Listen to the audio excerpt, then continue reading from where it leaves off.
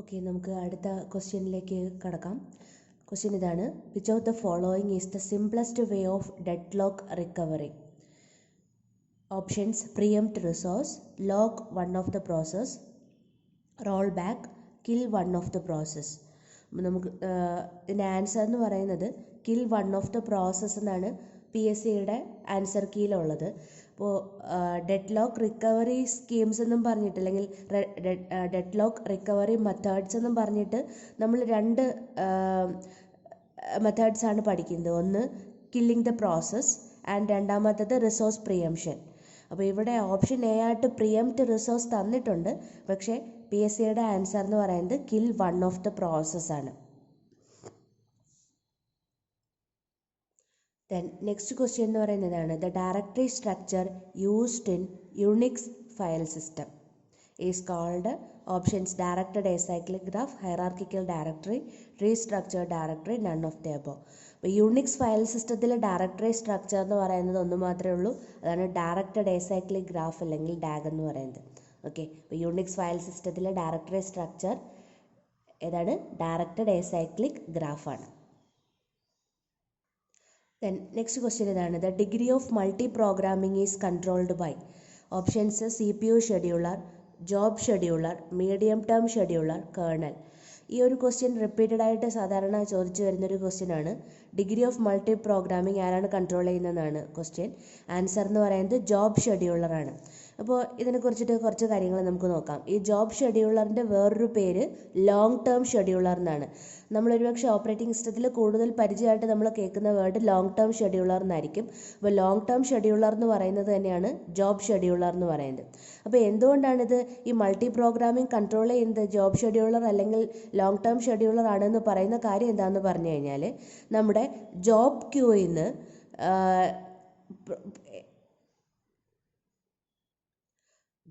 നിന്ന് എക്സിക്യൂട്ട് ചെയ്യേണ്ട ജോബ്സുകൾ എടുത്ത് റെഡി ക്യൂയിലേക്ക് കൊണ്ടുവരുന്നത് നമ്മുടെ ജോബ് ഷെഡ്യൂളർ അല്ലെങ്കിൽ ലോങ് ടേം ഷെഡ്യൂളറാണ്. സോ റെഡി ക്യൂയിലേക്ക് ജോബുകളെ കൊണ്ടുവരുന്നത് കൊണ്ടാണ്, അല്ലെങ്കിൽ എത്ര എണ്ണം അവിടെ റെഡി ക്യൂവിൽ വെക്കാം എന്ന് കൺട്രോൾ ചെയ്യുന്നത് ലോങ് ടേം ഷെഡ്യൂളർ ആയതുകൊണ്ടാണ് degree of multi programming control ചെയ്യുന്നത് ജോബ് ഷെഡ്യൂളറായിട്ട് മാറുന്നത്. ഓക്കെ, പിന്നെ പ്രോസസ്സിൻ്റെ സ്റ്റേറ്റ് വൈസ് നമ്മൾ നോക്കുകയാണെങ്കിൽ നമുക്കറിയാം, പ്രോസസ്സ് ആദ്യം ന്യൂ സ്റ്റേറ്റിലായിരിക്കും, അത് കഴിഞ്ഞിട്ടാണത് റെഡി സ്റ്റേറ്റിലോട്ടായിട്ട് മാറുന്നത്. അപ്പം ജോബ് ക്യൂവിൽ ഇരിക്കുമ്പം ഉള്ള സ്റ്റേറ്റാണ് ഈ ന്യൂ സ്റ്റേറ്റ് എന്ന് പറയുന്നത്. അത് എപ്പോഴാണോ റെഡി ക്യൂവിൽ എത്തുന്നത് അപ്പോഴാണത് റെഡി സ്റ്റേറ്റിലേട്ടായിട്ട് മാറുന്നത്. അപ്പോൾ സ്റ്റേറ്റ് വൈസ് ആയിട്ട് ന്യൂ സ്റ്റേറ്റിൽ നിന്ന് റെഡി സ്റ്റേറ്റിലോട്ട് മാറണമെങ്കിലും നമ്മുടെ ജോബ് ഷെഡ്യൂളർ അല്ലെങ്കിൽ ലോങ് ടേം ഷെഡ്യൂളറാണ് ആ ഒരു സ്റ്റേറ്റ് ട്രാൻസിഷൻ നടത്താനായിട്ട് റെസ്പോൺസിബിൾ ആയിട്ടുള്ള ആൾ, അല്ലെങ്കിൽ ഷെഡ്യൂൾ ചെയ്യുന്ന ആൾ. ഓക്കെ, ഇനി മറ്റുള്ള ഓപ്ഷൻസ് നോക്കുകയാണെങ്കിൽ CPU ഷെഡ്യൂളർ ഒരു ഓപ്ഷനാണ്. CPU ഷെഡ്യൂളറിനെ നമ്മൾ പറയുക ഷോർട്ട് ടേം ഷെഡ്യൂളർ എന്നാണ്. അപ്പോൾ സാധാരണ ഷോർട്ട് ടേം ഷെഡ്യൂളർ നമ്മൾ കേട്ടിട്ടുള്ള വേർഡാണ്. ഷോർട്ട് ടേം ഷെഡ്യൂളർ എന്താ ചെയ്യുക? നമ്മുടെ റെഡി സ്റ്റേറ്റിൽ നിന്ന് റണ്ണിങ് സ്റ്റേറ്റിലോട്ട് മാറ്റുന്ന ആളാണ് CPU ഷെഡ്യൂളർ എന്ന് പറയുന്നത്. Then medium term scheduler swapping in and swapping ഔട്ടാണ് ചെയ്യുന്നത്. ഓക്കെ, അപ്പോൾ ഇവിടുത്തെ കറക്റ്റ് ആൻസർ എന്ന് പറയുന്നത് degree of multi programming control ചെയ്യുന്നത് ജോബ് ഷെഡ്യൂളർ അല്ലെങ്കിൽ ലോങ് ടേം ഷെഡ്യൂളറാണ്.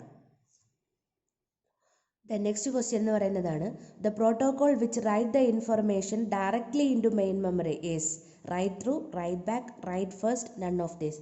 എത്രയാണ് ഓപ്ഷൻസ് എന്ന് പറയുന്നത്? അപ്പോൾ നമുക്കറിയാം, നമ്മുടെ മെമ്മറിയിലേക്ക് റൈറ്റ് ചെയ്യുന്നതിന് വേണ്ടിയിട്ട് മെയിൻലി രണ്ട് പ്രോട്ടോകോൾസാണ് യൂസ് ചെയ്യുന്നത്, write through and write back. അപ്പോൾ ഇവിടെ ഡയറക്റ്റായിട്ട് തന്നെ മെയിൻ മെമ്മറിയിൽ റൈറ്റ് ചെയ്ത് പോവുകയാണെങ്കിൽ ആ പ്രോട്ടോക്കോളിൻ്റെ പേര് റൈറ്റ് ത്രൂ ആയിരിക്കും. So the answer is write through. അടുത്ത ക്വസ്റ്റ്യൻ നോക്കുക: which register is in the processor is single directional? Which register in the processor is single directional? Options: temporary register, MDR, PC, MAR തന്നിട്ടുണ്ട്. Okay, അപ്പം ഈ options വെച്ചിട്ട് നമുക്ക് നോക്കാം. നമ്മൾ direction vice രണ്ട് രജിസ്റ്റേഴ്സിനെയാണ് നമ്മൾ പഠിക്കുന്നത്, MDRും MARും. അതിനകത്ത് MAR എന്ന് വെച്ചാൽ മെമ്മറി അഡ്രസ് രജിസ്റ്ററാണ്. അപ്പോൾ മെമ്മറി അഡ്രസ് രജിസ്റ്ററാണ് ഇതിനകത്ത് സിംഗിൾ ഡയറക്ഷണൽ ആയിട്ടുള്ള രജിസ്റ്റർ. അപ്പോൾ ഇവിടുത്തെ ആൻസർ നമ്മുടെ മെമ്മറി അഡ്രസ് രജിസ്റ്ററാണ്. അപ്പോൾ ഇത് സിംഗിൾ ഡയറക്ഷണൽ എന്ന് പറയാൻ കാര്യം എന്താണെന്ന് പറഞ്ഞു കഴിഞ്ഞാൽ ഇവിടെ അഡ്രസ്സ് ആണല്ലോ എടുക്കുന്നത്, അഡ്രസ്സ് ആണല്ലോ സ്റ്റോർ ചെയ്യുന്നത്. അപ്പം ഈ അഡ്രസ്സിനെ എന്ത് ചെയ്യും, പ്രോസസ്സർ ബസ്സിൽ നിന്ന് എടുത്തിട്ട് അതിനെ എക്സ്റ്റേണൽ ബസ്സിലേക്ക് പാസ് ചെയ്ത് കൊടുക്കലാണ് MAR രജിസ്റ്ററിൻ്റെ പരിപാടി എന്ന് പറയുന്നത്. ഓക്കെ, അഡ്രസ്സ് പ്രോസസ്സർ ബസ്സിൽ നിന്ന് എടുത്തിട്ട് എക്സ്റ്റേണൽ ബസ്സിലേക്ക് പാസ് ചെയ്ത് കൊടുക്കും. അങ്ങനെയാണ് അത് യൂണി ഡയറക്ഷണലായിട്ട് മാറുന്നത്, അല്ലെങ്കിൽ സിംഗിൾ ഡയറക്ഷണലായിട്ട് മാറുന്നത്. ഇനി ഡയറക്ഷൻ വൈസ് 2-വേ ഡയറക്ഷനിൽ വർക്ക് ചെയ്യുന്ന ആളാണ് MDR എന്ന് പറയുന്നത്. MDR 2-വേ ആവാനായിട്ടുള്ള കാര്യം എന്താണെന്ന് പറഞ്ഞാൽ രജിസ്റ്ററിൽ നിന്ന് കറസ്പോണ്ടിങ് ആയിട്ട് മെമ്മറിയിലോട്ടും മെമ്മറിയിൽ നിന്ന് തിരിച്ച് രജിസ്റ്ററിലോട്ടും ഡേറ്റ റൈറ്റ് ചെയ്യാൻ രണ്ട് ഡയറക്ഷനിലും ഡേറ്റ റീഡ് ആൻഡ് റൈറ്റിംഗ് പരിപാടി MDRന് പറ്റും. അതുകൊണ്ടാണ് MDRനെ 2-വേ ഡയറക്ഷണൽ എന്ന് പറയാനായിട്ടുള്ള കാര്യം. ഓക്കെ, അപ്പോൾ ഇവിടെ നമുക്ക് സിംഗിൾ ഡയറക്ഷൻ അല്ലെങ്കിൽ യൂണി ഡയറക്ഷണൽ ആര് എന്നാണ് നമ്മുടെ question. So the answer is MAR, memory address register. ഇനി അടുത്ത ക്വസ്റ്റ്യൻ എന്ന് പറയുന്നതാണ് highly encoded scheme that use compact codes to specify a small number of functions in each micro instruction is dash. Options horizontal organisation, vertical organisation, diagonal organisation and none of these. Answer vertical organisation ആണ്. അപ്പോൾ ഇതിനെക്കുറിച്ചിട്ട് കുറച്ച് കാര്യങ്ങൾ പറയാം. നമ്മുടെ ഇവിടെ micro instructions ആണ് ഉള്ളത്. അപ്പോൾ നമ്മുടെ ഈ മൈക്രോ പ്രോഗ്രാമിങ്ങുമായിട്ട് റിലേറ്റ് ചെയ്തിട്ട് നമുക്ക് രണ്ട് ഓർഗനൈസേഷൻസ് അല്ലെങ്കിൽ 2 types of organisation in A micro programming എന്ന് പറയുന്നത് horizontal organisation and vertical organisation ആണ്. ഓക്കെ, അപ്പോൾ ഈ വെർട്ടിക്കൽ മൈക്രോ പ്രോഗ്രാമിങ്ങിൻ്റെ പ്രത്യേകത എന്താണെന്ന് പറഞ്ഞു കഴിഞ്ഞാൽ നമ്മുടെ കൺട്രോൾ വേർഡ്സിലുള്ള ഓരോരോ ബിറ്റിനെ നമ്മൾ കൺട്രോൾ ബിറ്റ്സ് എന്ന് പറയുമല്ലോ. അപ്പോൾ ഈ കൺട്രോൾ ബിറ്റ്സിനെ എൻകോഡ് ചെയ്തിട്ട് അത് ഓരോ കോഡുകളെയും അതിന് കറസ്പോണ്ടിങ് ആക്ഷൻസിന് വേണ്ടിയിട്ട് യൂസ് ചെയ്യുന്നതിനെയാണ് നമ്മൾ എന്തെന്ന് പറയുക, വെർട്ടിക്കൽ മൈക്രോ പ്രോഗ്രാമിംഗ് എന്ന് പറയാം. ഓക്കെ, വെർട്ടിക്കൽ മൈക്രോ പ്രോഗ്രാമിങ്ങിൽ കറസ്പോണ്ടിങ് ആയിട്ട് എൻകോഡ് ചെയ്തിട്ടാണ് യൂസ് ചെയ്യുന്നത്. ഇവിടെ നമ്മുടെ കൺട്രോൾ വേർഡ്സിനെ എൻകോഡ് ചെയ്തിട്ടാണ് വെർട്ടിക്കൽ ഓർഗനൈസേഷൻ മെത്തേഡ് വർക്ക് ചെയ്യുക.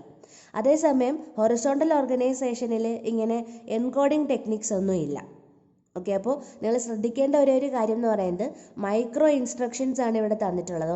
മൈക്രോ പ്രോഗ്രാമിങ്ങിൽ 2 തരത്തിലുള്ള ഓർഗനൈസേഷനാണുള്ളത്. ഒന്ന് വെർട്ടിക്കൽ മൈക്രോ പ്രോഗ്രാമിങ്ങും അടുത്തത് ഹൊറിസോണ്ടൽ മൈക്രോ പ്രോഗ്രാമിങ്ങും.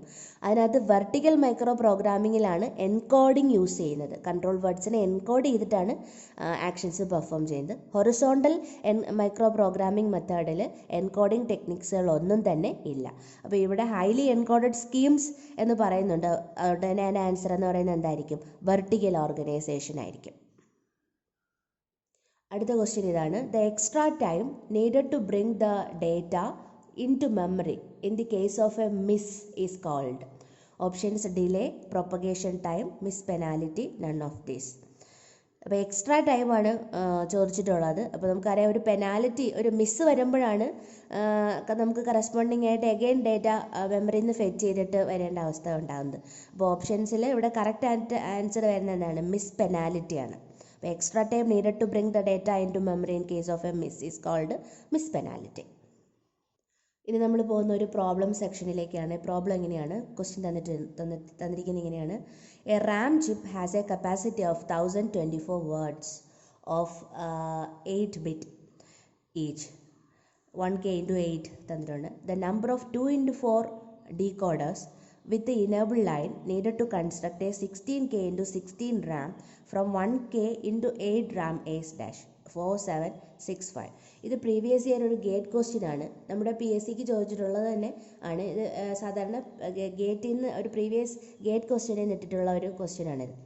അപ്പോൾ ഇത് സോൾവ് ചെയ്യാനായിട്ട് കുറച്ച് ഈസിയാണ്.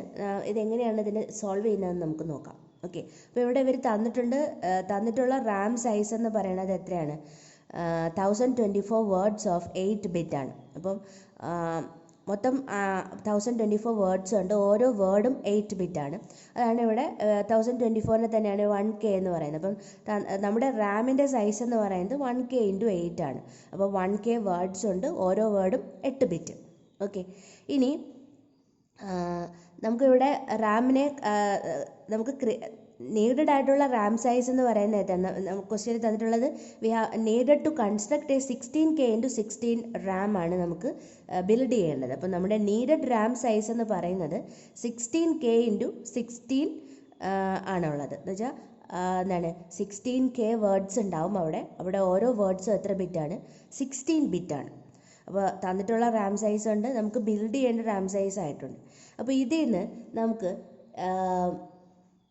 നമുക്ക് എത്ര റാമുകൾ വേണം എന്നുള്ളത് നമുക്ക് ഇതിൽ നിന്ന് കണ്ടുപിടിക്കാനായിട്ട് പറ്റും. അപ്പം നമ്പർ ഓഫ് റാംസ് നീഡഡ് എന്ന് പറയുന്നത് കണ്ടുപിടിക്കാൻ എളുപ്പമാണല്ലോ. നമുക്ക് 16K × 16 റാമാണ് നമുക്ക് ബിൽഡ് ചെയ്യേണ്ടത്. നമ്മുടെ കയ്യിലുള്ളത് 1K × 8 ആണ് എങ്കിൽ നമ്പർ ഓഫ് റാം ചിപ്സ് എന്ന് പറയുന്നത് എത്രയായിരിക്കും? ഈ കെയും ഇവിടെ വെട്ടിപ്പോവും. പിന്നെ 8നെ ഇവിടെ 16 കൊണ്ട് മൾട്ടിപ്ലൈ ചെയ്യുമ്പോൾ ഇവിടെ 2 കിട്ടും. അപ്പം 16 × 2. അപ്പം നമ്പർ ഓഫ് റാം ചിപ്സ് എന്ന് പറയുന്നത് എത്രയാണ്? 16 × 2 ആണ്. ഓക്കെ, ഇനി ഇവിടെ ഡീകോഡറിനെ കുറിച്ചിട്ട് പറയുന്നുണ്ട്. ഡീകോഡറിൻ്റെ പ്രത്യേകത 2x4 ഡീകോഡറാണ്. 2x4 ഡീകോഡറാണ്. അതിൽ ഇനേബിൾ ലൈനും ഉണ്ട്. അപ്പോൾ 2x4 ഡീകോഡർ എന്ന് വെച്ചാൽ 2 ഇൻപുട്ടും 4 ഔട്ട്പുട്ട് ലൈൻസും ഉണ്ടാകണം. അതിനകത്ത് ഇനേബിൾ ലൈൻസും ഉണ്ട് എന്നുള്ളതാണ് പ്രത്യേകത. ഓക്കെ, അപ്പോൾ ഇത് കറസ്പോണ്ടിങ് ആയിട്ട് എങ്ങനെ വരയ്ക്കാം എന്നാണ് ഞാൻ ജസ്റ്റ് ഒന്ന് ഡയഗ്രാമിൽ കാണിച്ചിരിക്കുന്നത്. നോക്കുക, ഇതിനകത്ത് ഡയഗ്രത്തിൽ എന്തെങ്കിലും മിസ്റ്റേക്ക് ഉണ്ടെങ്കിൽ ഒന്ന് ക്ഷമിക്കുക കേട്ടോ. അപ്പോൾ നമുക്കിവിടെ നോക്കേണ്ടത് എന്താണ്? നമ്പർ ഓഫ് റാംസ് എത്രയാണ് വേണ്ടത്? 16 × 2 ആണ്. അപ്പോൾ എന്തായാലും 16 റോസുകൾ കാണും, 2 കോളമും കാണും. 16 × 2 എന്ന് പറയുമ്പം 16 റോസും 2 കോളംസും. ഓക്കെ, അപ്പോൾ ഞാനിവിടെ 16 റോസ് ഇവിടെ വരച്ച് വെച്ചിട്ടുണ്ട്. 0 to 15 ഉണ്ട്. ഓക്കെ, ഇനി 2 കോളമാണുള്ളത്. 2 കോളം ഞാൻ പാർട്ടീഷൻ ചെയ്ത് വെച്ചിട്ടുണ്ട്. ഇനി നമ്മുടെ ഡീകോഡറിൻ്റെ പ്രത്യേകത ക്വസ്റ്റ്യനിൽ തന്നെ പറയുന്നുണ്ട്. 2x4 ഡീകോഡറാണ്. അപ്പം 2 ഇൻപുട്ടും 4 ഔട്ട്പുട്ട് ലൈൻസും ആണ് വരുന്നത്. അപ്പോൾ നമുക്കിവിടെ നോക്കാം എങ്ങനെയായിരിക്കും ഡീകോഡേഴ്സ് പ്ലേസ് ചെയ്യേണ്ടതെന്ന്. അപ്പോൾ 4 ഔട്ട്പുട്ട് ലൈൻസ് ഉണ്ട്. അപ്പോൾ 1 2 3 4. ഈ 4 ഔട്ട്പുട്ട് ലൈൻസിനെ ചേർത്തിട്ട് ഇവിടെ ഒരു ഡീകോഡർ വരയ്ക്കുന്നു. 2 ഇൻപുട്ടാണുള്ളത്. ഇനി ഒരു ഇനേബിൾ ലൈനും ഉണ്ട്. ഓക്കെ, ഇനി സിമിലർലി അടുത്തത് ഞാനിങ്ങനെ കണ്ടിന്യൂസ് ആയിട്ട് വരയ്ക്കാം. ഞാനിവിടെ അടുത്ത 4 ലൈൻസിനെ കാണിച്ചിട്ടുണ്ട്. അത് നമ്മുടെ 2x4 ഡീകോഡറിൽ കൊടുത്തിട്ടുണ്ട്. 2 ഇൻപുട്ടും ഒരു ഇനേബിൾ ലൈനുമാണുള്ളത്. ദെൻ അടുത്ത 4 ഇൻപുട്ട് ലൈൻസ് കണക്ട് ചെയ്തിട്ടുണ്ട്. ഇൻപുട്ടല്ല, സോറി, ഈ ഒരു 4 കണക്ട് ചെയ്തിട്ടുണ്ട്. അതും 2x4 ഡീകോഡറിലോട്ടാണ്. 2 ഇൻപുട്ടുണ്ട്, 4 ഔട്ട്പുട്ടുണ്ട്, ഒരു ഇനേബിൾ ലൈനുണ്ട്. അത് ഞാനിവിടെ 50th ലൈനിലുള്ളതും കണക്ട് ചെയ്തിട്ടുണ്ട്. ഇവിടെ ഒരു 2x4 ഡീകോഡറാണ്. 2 ഇൻപുട്ടുണ്ട്, 4 ഔട്ട്പുട്ടുണ്ട്, ഒരു ഇനേബിൾ ലൈനുണ്ട്.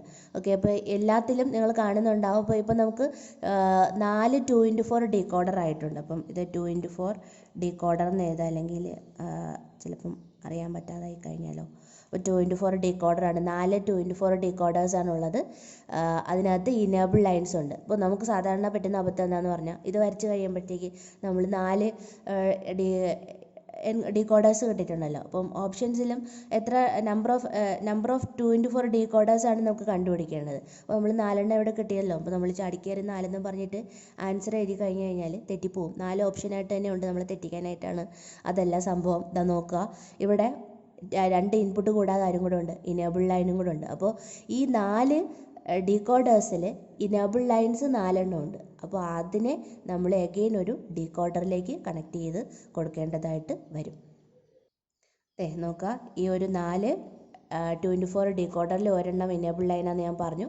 ആ ഓരോ ഇനേബിൾ ലൈൻസും എടുത്ത് ഒരു ഡീകോഡറിൽ കൊടുത്തിട്ടുണ്ട്. അതും 2x4 ഡീകോഡറാണ്. 2 input 4 output. അപ്പോൾ ഇതും ഒരു 2x4 ആണ്. അപ്പോൾ മൊത്തത്തിലുള്ള നമ്മുടെ ഡീകോഡേഴ്സിൻ്റെ എണ്ണം എന്ന് പറയുന്നത് എത്രയാണ്? 5 ആണ്. സോ ആൻസർ എന്ന് പറയുന്നത് 5 ആണ് വരുന്നത്. നമ്മുടെ നമ്പർ ഓഫ് 2x4 ഡീകോഡേഴ്സ് ആണ് ചോദിച്ചിട്ടുള്ളത്. So the answer is 5. അപ്പോൾ ഇത്രയാണ് ഇന്നത്തെ video. Thank you for watching. Thank you.